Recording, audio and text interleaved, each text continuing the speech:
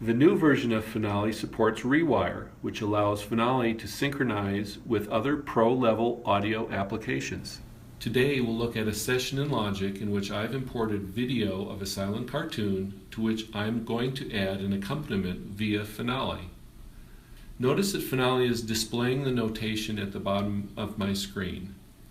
No matter where I am in the piece, when I hit play in Logic, Finale starts simultaneously and remains in sync.